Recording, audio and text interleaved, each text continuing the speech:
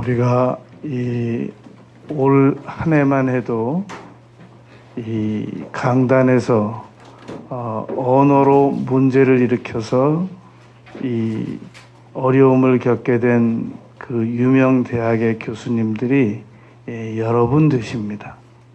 지금 올해 한 해 통계만 가지고도 그렇단 말입니다.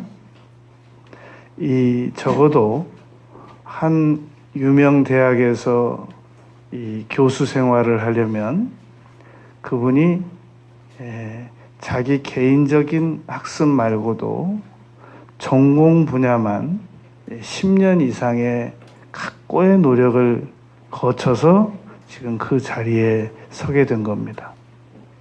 그리고 교수라는 직업이 이 말로 시작해서 말로 이 끝이 난다고 해도 과언이 아닐 정도입니다. 그런데 그분들이 이전에 준비 과정에서 수없이 많은 말을 들었거든요. 그래서 저렇게 말하면 안 되겠구나. 저런 말은 표현법이 옳지 않구나. 라는 거를 수없이 공부하고 지금 그 자리에 올라간 겁니다. 그런데 그 자리에서 자신이 말실수를 한 것이란 말입니다. 그것은 어떻게 교수라는 분이 저렇게 함부로 말을 할 수가 있을까? 이렇게 비난하기 쉽습니다만 그러기 이전에 말이라는 게 그만큼 어려운 겁니다. 그래서 우리도 공개적인 자리에 나서서 말을 안 해서 지적을 안 받거나 덜 받아서 지금 나의 말에 별 문제가 없는 것처럼 생각이 될 뿐인 것입니다. 만일 내가 하는 말들이 다 녹취되고 다 녹음되고 다 전달된다면 우리가 하루 종일 했던 말들, 지난 한 주간, 지난 한 달, 지난 한 해 동안 했던 말들 중에 지적받을 만한 말들이 많이 있단 말입니다. 그러므로 우리는 어느 한순간만 이 언어에 대한 공부를 해서는 안 됩니다. 죽는 날까지 이 언어를 좀 더 나은 언어를 사용하기 위하여 계속 공부를 해 나가야 합니다. 이 상담자 윤리 중에 그런 내용이 있습니다. 상담자들은 자신을 계속해서 지금 현 단계보다 더 나은 단계로 발전시켜 나가는 것이 선택이 아니라 윤리다. 선택이 아니라는 겁니다. 그건 윤리 중에 하나고 사람들에게 상담을 하는 사람이 지금보다 더 나은 발전을 위해서 계속 공부하지 않는 것은 윤리적이지 못하다라는 말은 범죄다라는 말입니다. 그러니까 우리가 지금보다 더 나은 언어를 사용하기 위하여 계속 노력하지 않는 건 범죄입니다. 그래서 아무튼 1년에 적어도 한 권 이상씩은 언어 방법 향상, 대화 방법 향상에 대하여 꼭 책을 한 권씩 읽어야 됩니다. 물론 가장 좋은 책은 성경책입니다. 그 중에서도 언어에 대한 가르침이 가장 많은 내용이 기록된 것은 잠언입니다. 잠언이 1장부터 31장밖에 안 되기 때문에 한 달에 한 번씩 읽을 수 있습니다.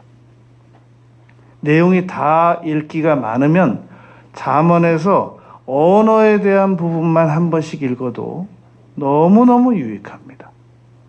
그래서 정말 내가 나의 언어 실력이 작년 다르고 올해 다르다.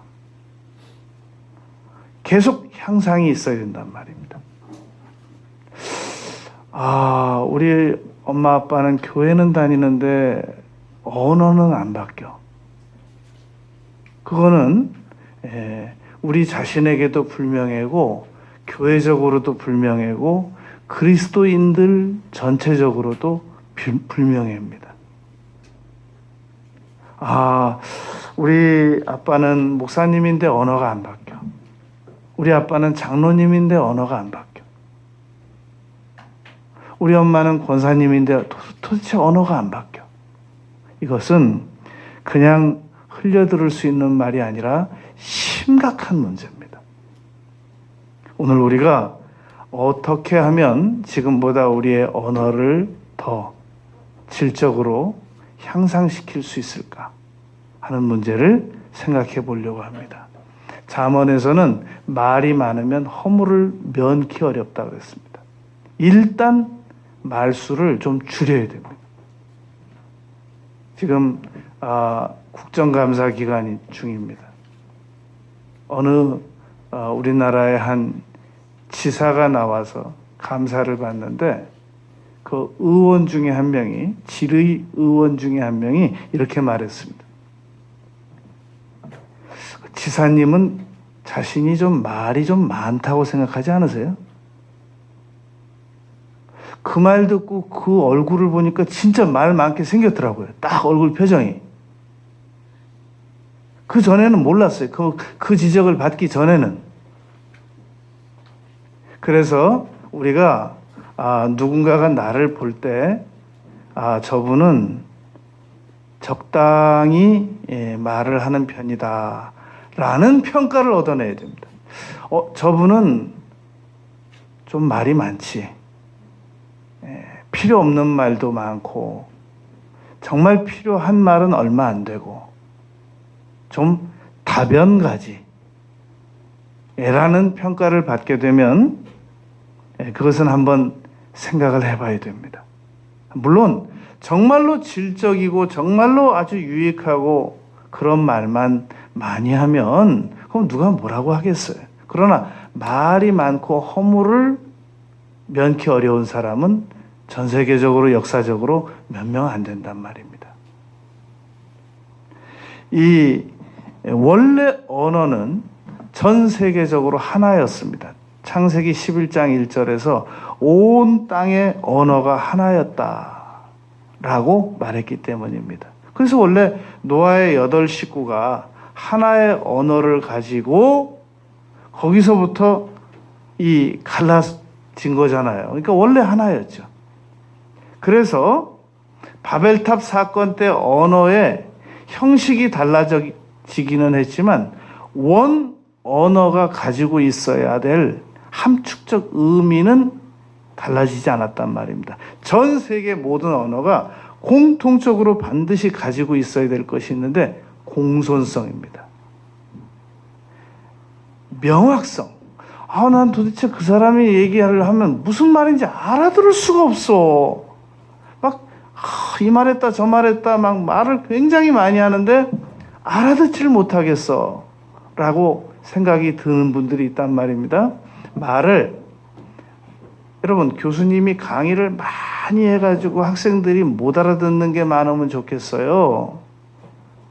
강의 내용이 짧아도 학생들이 알아듣는 게 많으면 좋겠어요. 내 말이 많아서 상대방이 못 알아듣고 이해 못하는 부분이 많았으면 좋겠어요. 내가 내용이 작아도 명확하게 잘 전달이 됐으면 좋겠습니까?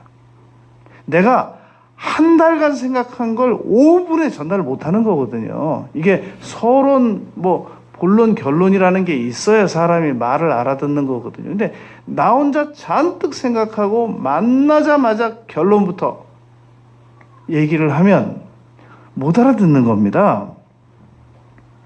그리고 언어를 사용할 때는 정중성입니다. 뒤에 있는 사람한테 말해가지고는 이게 전달이 안 되거든요.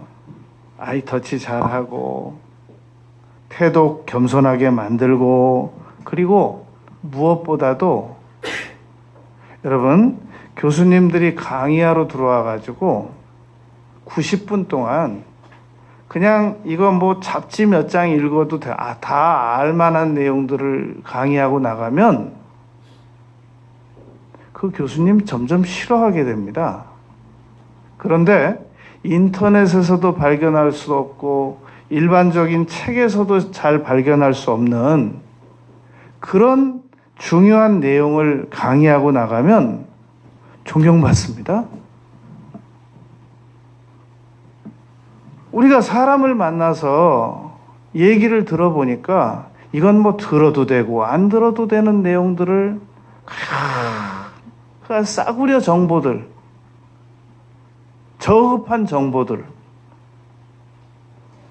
그 부정적인 정보들, 파괴적인 정보들, 막 골치가 다 아픈 정보들, 그런 정보를 주는 사람을 우리가 존경해야 할 이유가 무엇이며 또 만나야 될 이유가 뭡니까? 이 바쁜 시간에 차라리 성경책을 읽고 말지, 기도를 드리고 말지, 그 부정적인 정보를 나한테 쏟아놓는 사람들을, 저급한 정보를 쏟아놓는 사람들을 왜 또 만나야 됩니까? 지금 저급한 강의도 듣고 싶지 않는데 학점 나오는 저급한 정보의 강의는 학점이라도 나오죠. 우리가 언어를 말할 때 정말 조심해야 되는 것은 상대에게 이득이 있어야 됩니다. 나쁜 이득 같으나 결국은 손실, 이런 대화는 안 하는 것이 훨씬 더 좋단 말입니다. 그래서 침묵은 금이라고 그러잖아요. 웅변이 은이고. 우리가 언어를 이 자녀들에게, 어린 자녀들에게 꼭 가르쳐야 될 언어가 있습니다. 감사합니다. 이걸 안 가르치면 어떤 일이 일어나느냐면 성장을 해가지고 누구에게 무슨 도움을 받아도 감사가 없어요. 문자 넣어도 감사가 없고, 편지 써도 감사가 없고, 대화해도 감사가 없어요.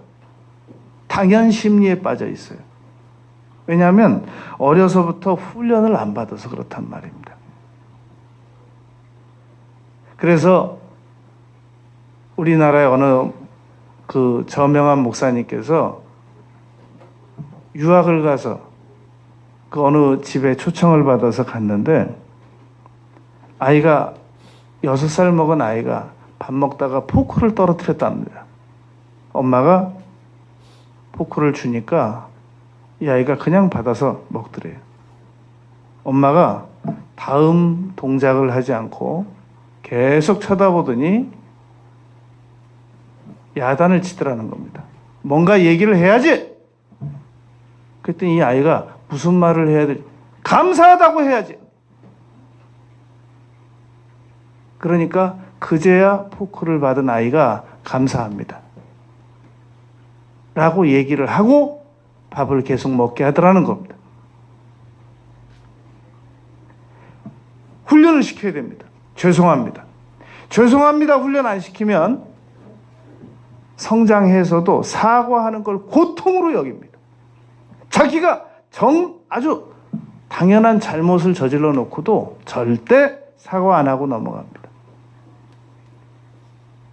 부탁드리겠습니다. 이거 청유형을 가르쳐 놓지 않으면 명령형으로 살아갑니다. 주세요. 가세요. 오세요. 갑질이 거기서 나온 거예요. 부탁합니다. 바울 사도께서 빌레몬에게 말했잖아요. 내가 너에게 명령할 수 있으나 부탁하노니. 이 언어로, 입으로 하는 것도 조심해야 되는데 반드시 비언어 랭귀지도 잡아내야 됩니다. 비언어 커뮤니케이션 하는 것을 우리 어린 자녀들이 하는 걸 자세히 보고 있어야 됩니다. 우리 어린 자녀들도 우리 부모가 행하는 모든 것들을 촬영하는 동영상 기능을 가지고 있지만 우리 부모들도 계속 추적해야 됩니다. 저는 제 자녀들하고 같이 대화하고 어디 다니다가 무슨 일이 있으면 꼭 기억을 해둡니다. 어느 사거리에서 좌회전 할 때쯤 네가 그 말을 했다. 어느 지점을 갈 때쯤 네가 거기서 그 말을 했다. 다 기억하고 있어요. 다 한 말도 있고 안 한 말도 있지만 정확하게 기억을 해둔단 말입니다. 왜냐하면 그게 심각하기 때문입니다. 너 거기서 너 감사하다고 안 했잖아. 분명히 다뤄야 됩니다. 몸에 배했다고 그러잖아요. 쟤는 몸에 뱄어. 못 고쳐 쟤는. 인간에게는 무서운 이기적인 본능이 있기 때문에 교육을 받지 않고는 더 나은 사람이 될 수 없습니다. 침팬지가 기억력은 더 좋다 그러잖아요, 인간보다.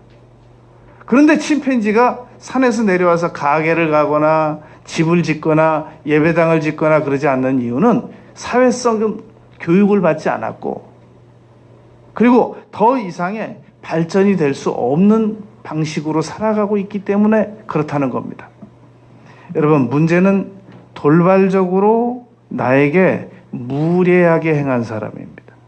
그건 어떻게 다뤄야 되겠냐는 겁니다. 나는 경우에 밝아서 나한테 잘못한 사람에 대해서는 반드시 짚고 넘어가야 돼. 이런 유형의 사람들이 있습니다. 그리고 저 사람을 만나서 단 한 번도 나에게 실수를 안 해주기를 바랬는데 드디어 실수를 한 걸 보니까 오늘이 그날이야. 헤어져야 돼. 그래서 모든 사람을 단 한 번만 실수를 하면 헤어지기로 작정하는 사람이 있습니다. 다른 데 가서 다시 시작하고 싶고, 다른 사람 만나서 다시 시작하고 싶고, 이 사람의 사고는 단 한 번도 실수가 있으면 안 돼요. 완벽주의자입니다. 그러나 그거는 불가능한 일이잖아요. 세상에 지우개가 있고 화이트가 있는데 녹음도 지웠다가 다시 재생시키는 법이 있는데 어떻게 우리가 살아가면서 실수를 안 할 수 있겠냔 말입니다. 어쩔 수 없어. 일단 기분 나빴으니까 이제 이득 될 때까지만 보고 더 이상의 이득이 없으면 헤어질 거야. 이런 방식도 있습니다. 어쩔 수 없지. 우리는 호적으로 맺어진 사이니까 그냥 죽는 날까지 기분 나빠도 봐야 되는 수밖에 없지. 이런 방법도 있단 말입니다. 문제는 돌발적으로 무례하게 나에게 행한 사람들은 요한복음 16장에 보면 의에 대하여 죄에 대하여 심판에 대하여 성령께서 지적해 주신다고 말씀하셨습니다. 그러니까 이것을 원수 갚는 것을 맡기라는 말은 지적하는 것도 맡겨라 그런 말입니다. 가능하면 사람은 본능적으로 중요하게 여김을 받고 싶은 센서가 있기 때문에 내가 원인 제공 충분히 했고 내가 잘못을 분명히 했음에도 불구하고 누군가에게 지적을 받으면 굉장히 아파집니다. 헤어지는 게 제일 좋은데, 그만 보는 게 제일 좋은데 다시 만나게 되더라도 너무너무 아파한단 말입니다. 그러니까 가장 좋은 방법은 안 아프게. 우리가 어떤 간호사님이 좋으세요? 주사 안 아프게 놔주는 간호사님이 제일 좋죠. 누가 우리에게 지적을 해줄 때 안 아프게 지적해 주는 것처럼 좋은 사람은 없어요. 그래서 그 유명한 찰스 슈와브라고 하는 사람은 그 카네기 강철왕 회사 이 대표를 맡았던 사람입니다. 강철에 대해서 하나도 모르는데 왜 이 사람을 그 강철왕 회사의 대표로 세워놨을까? 하나의 이런 예가 있었습니다. 회사 내에서 금연구역에서 6명의 직원이 담배를 피우고 있었던 겁니다. 이 찰스 슈와브가 그 자리에 가서 나도 담배 하나 주게나 그래가지고 같이 담배 다 피우고, 그리고 마지막으로 그 사람들하고 같이 담배 끄면서 얘기한 겁니다. 근데 여기 금연구역이네. 그러니까 우리가 누군가에게 무슨 지적을 할 때, 어쩔 수 없이 지적을 해야 될 때, 정말 고도의 기술을 가지고 상대방이 나에게 지적을 받았는지 안 받았는지도 모르게 지적을 해내는 거. 이게 아주 놀라운 필요한 기술이란 말입니다. 문제는 우리가 그런 기술이 너무 부족하다는 겁니다. 그런데 안 그래도 기술도 부족한데 잠언 기자가 했던 말입니다. 남의 일에 나서서 함부로 참견하는 자는 지나가는 개 귀를 잡는 자와 같다 그랬거든요. 오죽했으면 그 말을 베드로도 인용했어요. 우리가 지나가는 개 귀 잘못 잡으면 물리죠. 그래서 절대 내가 책임지지 않아도 되는 일은 안 나서는 거예요. 이건 반드시 내가 책임져야 된다. 그래도 정말로 상대방에게 조심스럽게 지적을 해야 되는데 상대방 아프든가 말든가 통증을 느끼든가 말든가 입에서 나오는 대로 말하고 그러면 그 말을 들은 사람은 얼마나 아프겠냔 말입니다. 그러니까 그렇게 말 아프게 하는 사람은 가까이 안 가게 되는 거예요. 다음엔 피하게 되는 거예요. 왜냐하면 또 다칠까 봐. 어쩔 수 없이 봐야 될 때만 보지 그러지 않으면 가능하면 피하고 싶어진단 말입니다. 그럼 그 사람이 이제 혼자 앉아서 계산해요. 나는 왜 이렇게 인간관계가 나쁠까? 뭐 많이 생각할 거 없어요. 입으로 가면 돼요. 원인은 입. 나의 입. 나의 입에서 함부로 말을 내보낸 거. 시편 143편에서 주여 나의 입술에 파수꾼을 세우소서 그랬단 말입니다.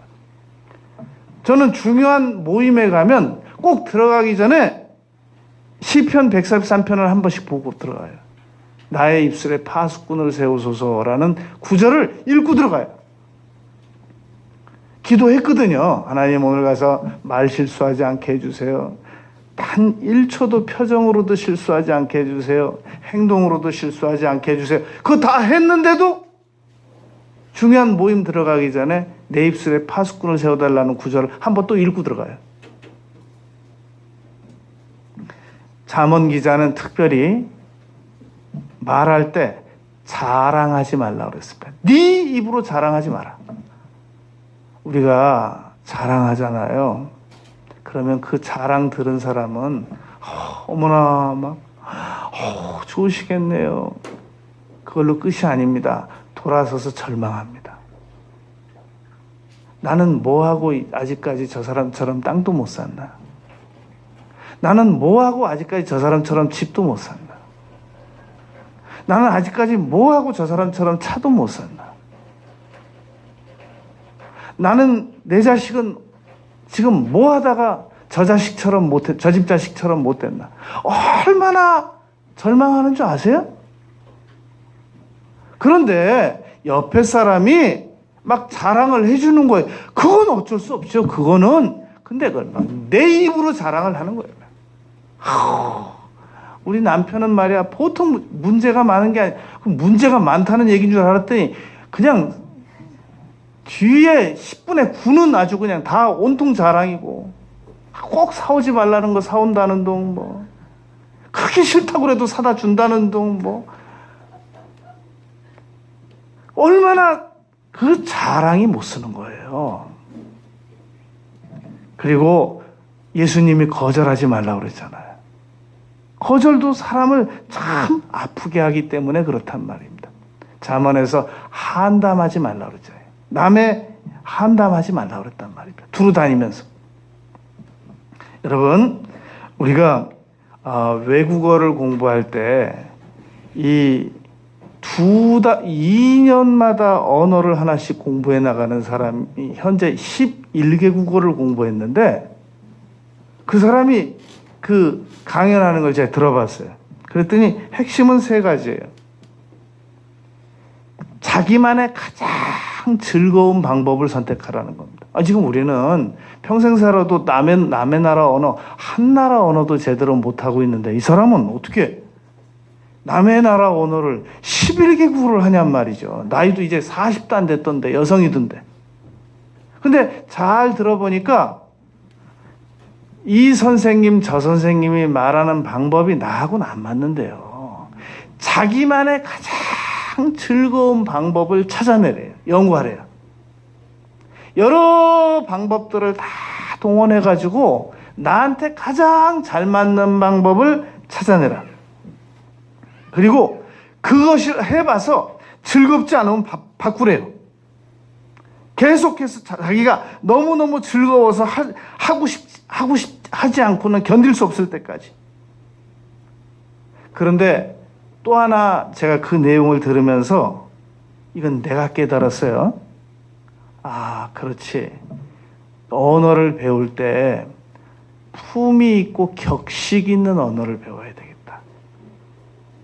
우리 옛날에 정말 이거 예화로 쓰기도 겁나는 예화예요.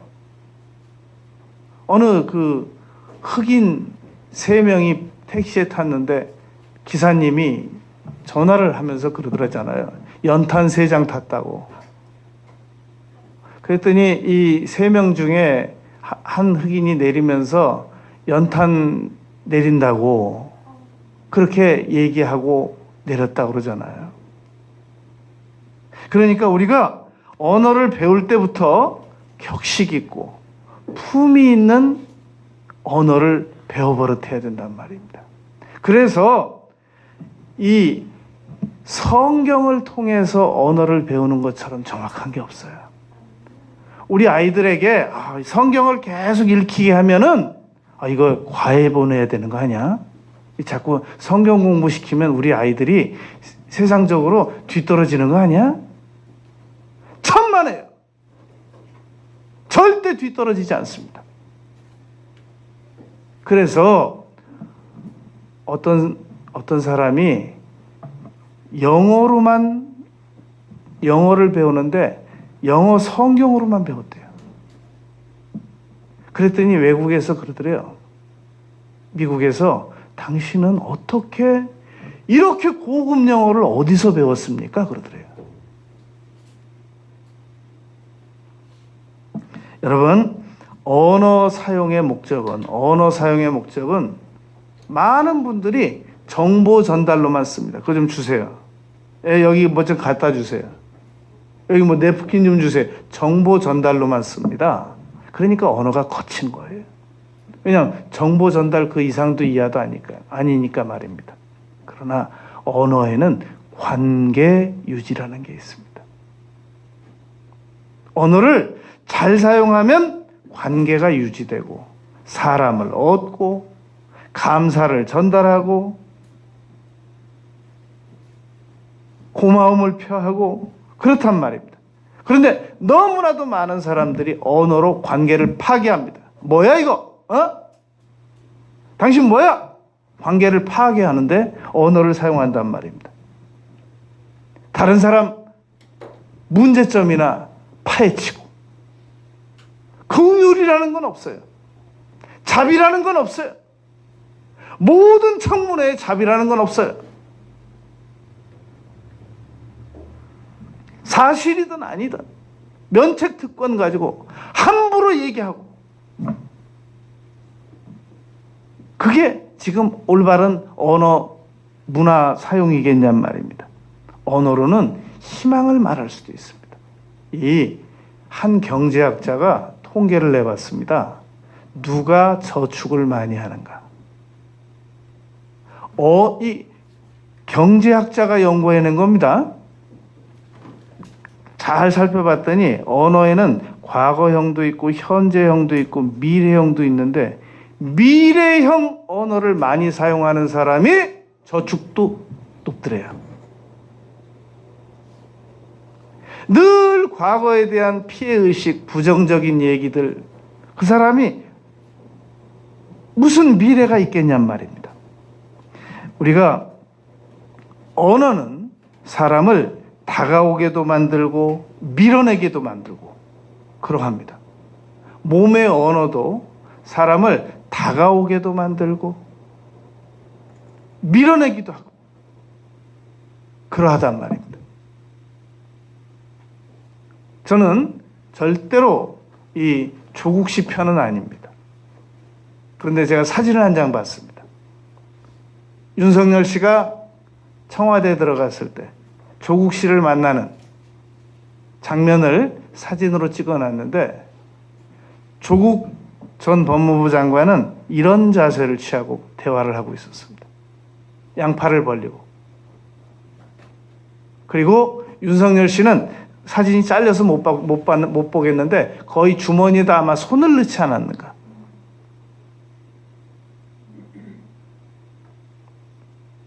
여러분, 언어는 사람을 불러들이기도 하고 내쫓기도 하고, 나가버려!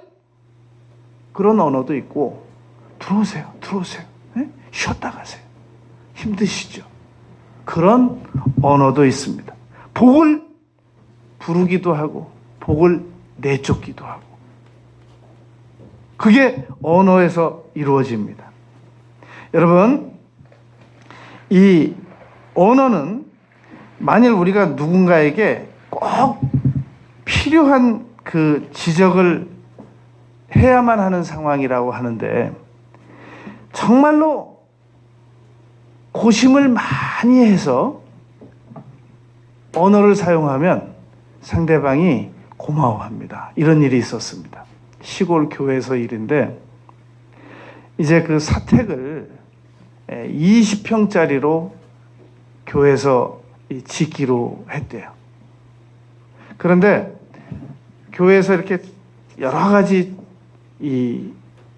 조사를 해보니까 20평짜리로 못 짓고 17평짜리로 지어야 되겠더래요. 그런데 그 내용을 전달하는 장로님이 목사님한테 그 내용을 전달하기 전에 보름 동안을 기도하고 전했대요. 목사님, 죄송한데요, 사택을 우리가 20평짜리로 짓기로 했지 않습니까? 그런데 정말 죄송한데요, 17평으로 줄여서 지어야 될 것 같습니다. 15일 고민하고 했대요. 우리가 여러분, 사람들에게 말하고 싶으면 그냥 해버리는 거, 이거 좋지 않습니다. 여러분, 글씨체를 컴퓨터에 들어가면 한글체가 한 20여 개 이상 있고 30개도 더 넘고 그러거든요. 주로 어떤 체를 개인적으로 선호하십니까? 한 글씨를 너무너무 그래픽으로 해서 예쁘게 만드는, 제가 강연을 한번 들어본 적이 있습니다. 그러면서 제가 무슨 생각을 했냐면, 그렇지, 우리 언어도 저 막 쓰는 체가 있고 고급 그래픽 체가 있겠구나. 내 언어를 아주 정말 아름답게 잘 다듬어서 사용하는 고급 체도 있겠고, 그냥 입에서 나오는 대로 사용하는 체도 있겠구나. 제가 그거 깜짝 놀랐어요. 그분은 그냥 글씨체만 한 10가지를 막 설명해 나가는 과정에서 제가 그거 들으면서 그거 생각했어요. 깜짝 놀랐어요. 나는 지금 무슨 체를 사용하고 있나. 여러분, 예수님 하시는 말씀 좀 들어보세요. 예수님을 체포해 오라고 보낸 이 종들이 예수님을 체포를 못 해왔어요. 왜 못 해왔느냐? 라고 물었더니 요한복음 7장 46절에서 그 종들이 대답한 겁니다. 아랫사람들이 대답하되 그 사람이 말하는 것처럼 말한 사람은 이때까지 없었나이다. 너무너무 놀란 거예요. 예수님 말씀하시는 얘기를 듣고 체포를 못 해가지고 왔어요. 왜 못 해왔느냐? 그랬더니 이때까지 그분처럼 말씀하시는 분은 한 번도 본 적이 없습니다. 요한복음 7장 46절입니다. 마태복음 26장 50절에 자기를 배반하고 체포하러 온 가룟 유다에게 친구여 라고 불렀습니다. 베드로전서 4장 11절에 보니까 만일 누구든지 말을 하려면 하나님께서 말씀하시는 것처럼 해라. 그렇게 말했습니다. 이 왜 언어가 사고에 영향을 미치는가? 야고보께서 3장에서 그렇게 말했거든요. 말을 하면 그것이 이 행동도 따라가게 된다라고 말했단 말입니다. 이걸 우리가 그 논리적으로 증명을 해낼 수 있어야 되거든요. 이런 말이 있습니다. 내가 모국어 말고 또 하나의 언어를 배운다는 것은 또 하나의 영혼을 가지는 것과 같다. 그런 말이 있습니다. 그러니까 내가 또 하나의 언어를 사용한다는 것은 또 하나의 영혼을 가지는 것과 같다라는 말은 말을 하게 되면 전 인격이 지배를 받게 된다라는 말입니다. 야고보서 3장에서 지적한 것과 똑같습니다. 말은 온몸을 굴레 씌운다. 지배한다. 라는 말과 같단 말입니다. 여러분, 나 미국 갈 거야, 나 미국 갈 거야, 나 미국 갈 거야. 그렇게 말하는 사람 쳐놓고 미국 못 간 사람 몇 사람이나 봤습니까? 입으로 계속 무엇인가를 시인하는 사람이 그 일을 안 하거나 못 하는 경우를 얼마나 봤습니까? 그래서 이 언어는 반드시 그 사람의 영혼을 지배하고 사고 전체를 지배한다라는 말입니다. 그런데 어떤 사람들이 언어를 함부로 사용하느냐? 셰익스피어 줄리엇이라고 하는 사람이 결정적인 방해적인 말을 했습니다. 이 줄리엇이라는 사람이 이렇게 말을 했단 말입니다. 아니, 장미에 무슨 이름을 붙이든지 그게 장미지. 그 장미 본질적인 요소에다가 뭐 어떤 이름이든지 붙이면 어때? 여러분, 장미에다 히틀러라고 붙이면 되겠어요? 왜 우리 인간이 언어를 사용하는 것과 그 행동이 따라가는 것과 왜 중요한 문제가 발생되느냐면, 언어를 하게 되면 그 물건을 한 번도 못 본 물건인데도 상상이 됩니다. 예를 들어 보시겠습니다. 어느 도서관에서 춤추고 있는 바닷가의 해파리. 여러분, 세상에 어느 바닷가의 해파리가 할 일 없어가지고 도서관에 가서 춤을 추고 있어요. 이건 있을 수도 없는 일이고 지금까지 우리가 살아보면서 들어보기도 어려운 말이었잖아요. 그런데도 상상이 돼요. 언어 때문에. 언어는 어떤 말이든지 일단 한번 시인을 하게 되면 상상력이 뒤따라가게 된단 말입니다. 지배를 받게 된단 말입니다. 그래서 부정적인 말은 해서는 안 된다는 말인 겁니다. 여러분, 독일에서는 해가 남성형입니다. 스페인에서는 여성형입니다. 프랑스에서는 테이블이 여성형입니다. 스페인에서는 남성형입니다. 각 나라마다 가서 그 나라가 사용하는 언어를 선택했을 때 솟구쳐 올라와지는 감정도 그 언어를 뒤쫓게 되어 있단 말입니다. 그러므로 우리가 언어를 어떻게 시인하느냐에 따라서 우리의 행동도 사고도 달라지기 때문에 언어는 반드시 아무 언어나 선택을 해서는 안 됩니다. 자, 오늘 이제 중요한 얘기를 해볼게요. 오늘 본문 말씀을 보시면 마가복음 5장 1절에서 보면은 이 일은 거라사인 지역에서 있었던 일입니다. 더러운 귀신이 어디서 살고 있었느냐면 무덤에서 살고 있었습니다. 아무도 그 사람을 제어할 수가 없었습니다. 왜냐하면 쇠사슬도 끊어버리니까. 마가복음 5장 3절. 4절에서 끊어버렸대요. 아무도 제어할 힘이 없었습니다. 그리고 5절에서 밤낮 무덤 사이나 산에서나 소리를 지르고 돌로 자기 몸을 막 해하는 거, 그게 그 사람의 몸의 언어였습니다. 여러분, 이 사람이 무슨 입에서 고급 언어가 나오겠습니까? 이런 유형의 사람이. 6절에 보니까 그가 멀리서 예수를 보고 달려나와요.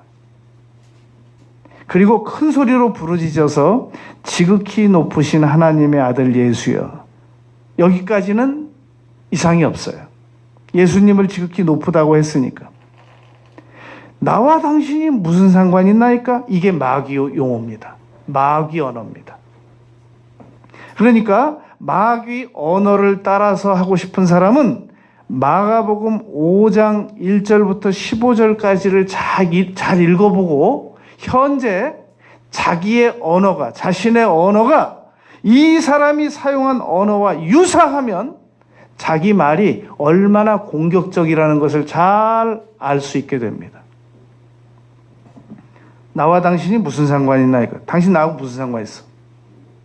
이게 굉장히 관계를 정리하는데 아주 도움이 될 수 있는 말 같은데 사실은 마귀가 사용하는 언어입니다. 이것처럼 거절감을 주고 공격적이고 파괴적인 단어가 없단 말입니다. 그러니까 그럼 같은 말을 어떻게 바꿔야 될까요?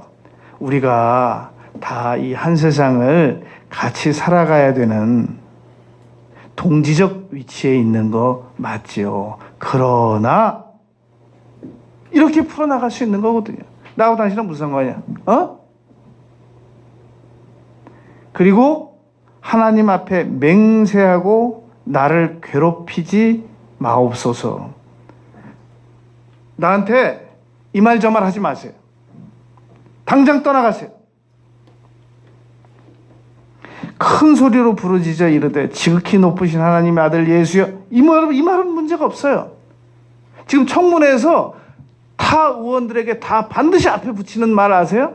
존경하는 누구누구 의원님. 그 다음 말이 문제예요, 이제. 아무튼 이분들 존경한다는 말은 꼭 갖다 붙여요. 그리고 그 뒤에 말을 들어보면 놀라운 말이에요. 나와 당신이 무슨 상관이 있나이까? 이거 보세요. 이런 말들. 그리고 예수께서 그에게 이르시되 더러운 귀신아 그 사람에게 나와라. 그러니까 9절에서 군대 귀신이라고 그러잖아요. 그리고 10절에서는 그 지방에서 내보내지 마시기를 간구하더라. 자기 입장에서 그 동네 사람들이 자기 때문에 얼마나 피해를 보든지 그런 상관없어요. 자기만 그 지역에서 내보내지 말아달래요. 그리고 나서 예수님께서 대답을 안 하시니까 11절에서 돼지떼에게로 들어가게 해달래요. 12절에 이에 간구하여 우리를 돼지에게로 보내어 들어가게 하소서. 허락하셨더니 돼지 데리고 바닷가로 자살했어요. 귀신은 사람 데리고 자살합니다.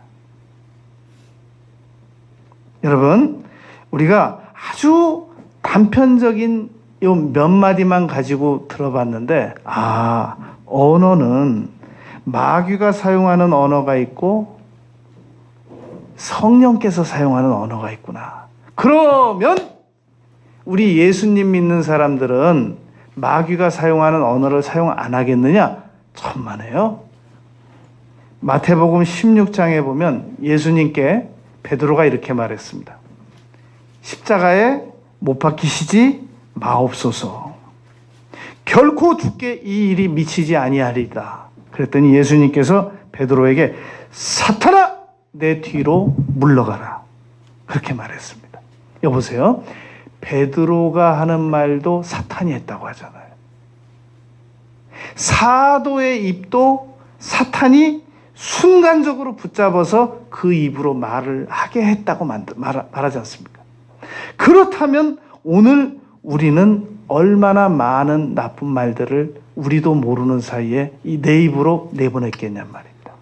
그래서 에베소서 4장 29절에서 바울 사도께서는 에베소 그리스도인들에게 무릇 악한 말은 입 밖에 내지도 말라라고 명령을 했던 겁니다.